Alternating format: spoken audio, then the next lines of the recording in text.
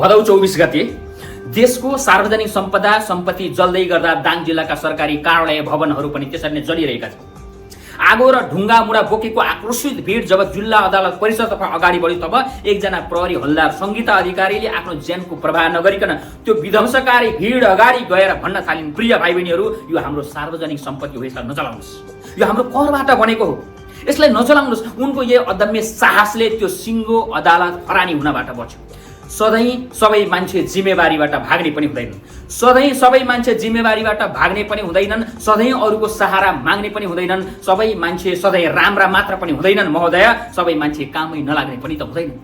नमस्कार, म श्रीराम, उनै सङ्गीता अधिकारी आज सिङ्गो देशको धन्यवाद र प्रशंसाकी पात्र बनेकी छ। सिङ्गो प्रहरी सङ्गठनको साथ बढाएको भन्दा उनलाई सर्वोच्च अदालत र सिङ्गो प्रहरी सङ्गठनले नै सम्मानका साथ सहायक प्रहरी हौलदारबाट हौलदारमा बढुवा गरेको छ।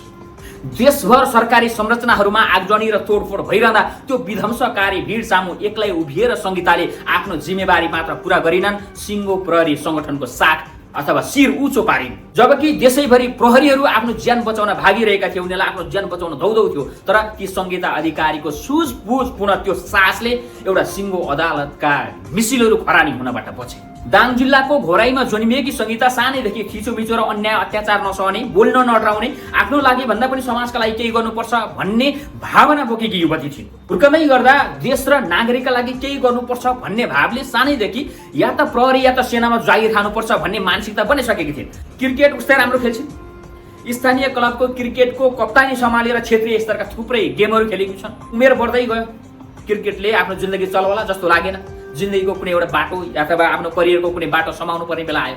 उनले क्रिकेटको ब्याट छोडेर प्रहरीको खाकी वर्दी रोजिन्। 2069 सालमा 19 वर्षको उमेरमा उनी नेपाल प्रहरीमा प्रवेश गरिन्।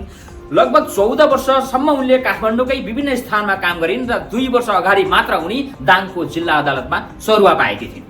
सुशासनको माग राख्दै सडकमा आएको जेनजी किशोर किशोरीहरूमाथि सरकारी तवरबाट जुन तरिकाको बर्बर दमन भयो, हत्या भयो, त्यसैको विरोधमा भदौ 24 गते देशका सम्पूर्ण सडकहरू तातिएका थिए। काठमाडौँ लगायतका जिल्लाहरूमा युवाहरूको भिड तोडफोड र आगजनीमा उत्रियो। सिंहदरबार, संसद भवन, सर्वोच्च अदालत लगायतका देशका महत्त्वपूर्ण संरचनाहरूमा आगो झोसियो। एक किसिमले भनियो भने पुरै देशलाई मुर्दा जलाइ झैं जलाइयो, दानव रूप धारण गरेर। त्यसको बाचिटा अन्य जिल्लाहरूमा जस्तै दाङ जिल्लामा पनि पर्यो। भदौ 24 गते अन्य जिल्लामा जस्तै दाङ जिल्लामा पनि मालपोत कार्यालय, वडा कार्यालय, महानगरपालिका जस्ता सार्वजनिक सम्पदाहरूमा तोडफोड र आगजनी भइरहेको थियो। त्यस दिन हौलदार सङ्गीता बिहान घरमा खाना बनाउँदै गर्दा कमान्डरको फोन आयो। कमान्डरको फोन आएसँगै उनले खाना बनाउन छोडेर भोकै पेटा उनी अदालत परिसरमा पुगे। उनी सँगसँगै 5 जनालाई सुरक्षार्थ खटाइएको थियो। दिउँसो 2 बजे उत्तेजित भिड दाङ जिल्ला अदालतमा प्रवेश गरे। हुरिँदै आएको भिड देखेर साथीहरू पछाडि हटे, किनकि उनीहरूको हातमा ढुङ्गा मुढा मात्र थिएन, अघि भर्खर प्रहरीहरूबाट खुसिएका हतियारहरू, बन्दुकहरू पनि थिए। त्यसैमाथि भिड पूर्ण रूपमा अनियन्त्रित थियो, जे पनि हुन सक्थ्यो। अब 4-5 जनाको परेड टोलीले के गर्न सक्थ्यो र? जब भिड अगाडि बढ्यो, सङ्गीता एक्लै आन्दोलनकारीतर्फ अगाडि बढी। प्रहरीका साथीहरू भन्दै थिए, अगाडि नजाऊ, जे पनि हुन सक्छ, जीवनभन्दा ठुलो अरू के हुन सक्छ? त्यसैमाथि तिम्रा छोराछोरी साना छन्। फेरि संजोग कस्तो भने त्यो दिन उनका 3 जना छोराछोरीहरू अदालत परिसरमा नै थिए। केही समय अगाडि सामाजिक सञ्जालहरूमा प्रहरीमाथि भएको हातपातका भिडियोहरू देखिसकेका उनीहरू आमाको चिन्ताले त्यहाँ पुगेका थिए। भिड आमातर्फ अगाडि बढ्दै गर्दा बच्चाहरू आत्तिएर रुन थाले, तर सङ्गीता रोकिन। उनलाई बच्चाहरूको माया त थियो नै, तर त्यति बेला उनलाई आफ्नो जिम्मेवारीले यति धेरै तानेको थियो कि मैले यो आफ्नो जिम्मेवारी त पुरा गर्नै पर्छ। उनी एक्लै अगाडि बढेर त्यो भिडलाई सम्झाउन थालिन्, प्लिज यो हाम्रो सम्पत्ति हो, यसलाई नजलाउनुहोस्। यदि तपाईहरूले यो अदालतलाई जलाउनु भयो भने न्याय मर्छ। केही युवाहरू आक्रोशित हुँदै थिए, विद्यार्थीलाई मार्न पाइन्छ, नछोडा साथी हो, नछोडा, केही पनि छोड्नुहुन्न। तर सङ्गीताले भनिन्, तपाईहरूले अदालत जलाइदिनु भयो भने न्याय मर्छ।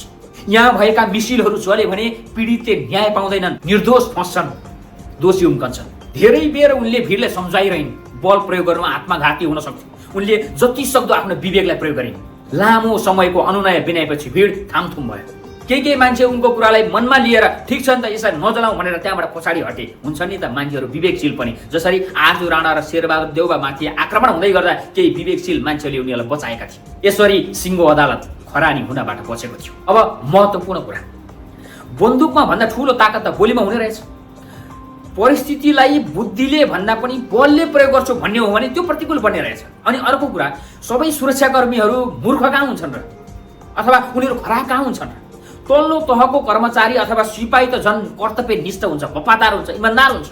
तर समस्या कहाँनिर हुन्छ भने उपल्लो तहको जुन लालचीहरू हुन्छन्, जसलाई सरुवा चाहिएको छ, बरुवा चाहिएको छ, मालदार भन्सार चाहिएको छ, त्यस्ता व्यक्तिहरू नेता र व्यापारीहरूको चाकडी र चाप्लुसीमा लागेका हुन्छन्। अनि त्यो स्वार्थी व्यक्तिहरूले तल्लो तहको दर्जालाई सधैँ हेप्ने र यस्तै खालका गतिविधिहरूमा चाहिँ आदेश दिने गर्छन्।